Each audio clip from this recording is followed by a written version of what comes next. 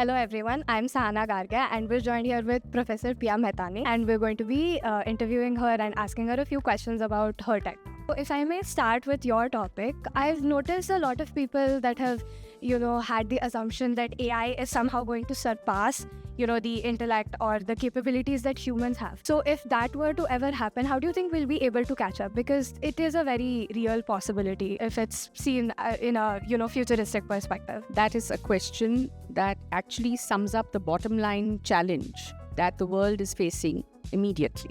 Now, there are two aspects to this. Will AI surpass human capability? That is not possible because AI is the outcome of human capability. Let us not forget that AI was created by someone who first had an idea, worked on it, and the outcome is AI. But what AI is doing is it's threatening jobs. Is this the fault of AI? If one were to ask the question, no. AI is a tool. AI can be used to create jobs, to create opportunities, to overcome infrastructural constraints, and AI can be used to take over jobs. On the subject of human capability that we started to talk about, what has not been done is the potential of human capability has not been completely released. All the skills that can protect a person from losing his or her job, those skills have not been fully evolved. So yes, there is a threat from AI to jobs, but the threat is not really from AI, but the context in which AI is used, which is a present context. And if that context changes, such as integration of educational curricula at the school level, at the primary level, with skill development, with a view to making the individual pretty much AI resistant. And the process can be helped by AI. AI can be used to make you AI resistant. And we need a context for that. That's a different sort of technology that we've, a different sort of a perspective to how technology can be used. Another question that I had is how can AI help in creating employment? So considering that it doesn't have social, emotional or manipulative, intelligence, how do you think that is going to, from your previous answer? Sahana, that's a good question because first and foremost, the employment generators of say the next 50 or 100 years will depend on the pace at which sustainable development takes place. Now, we all know and for the benefit of the audience, 17 sustainable development targets were defined. I think it was 2015 or 2017, and the deadline is 2030. So the pace at which we make progress towards each of those targets, and notably AI can help us make that progress by giving us the data, by helping us to overcome certain logistical or certain infrastructural constraints in certain very poor and remote regions.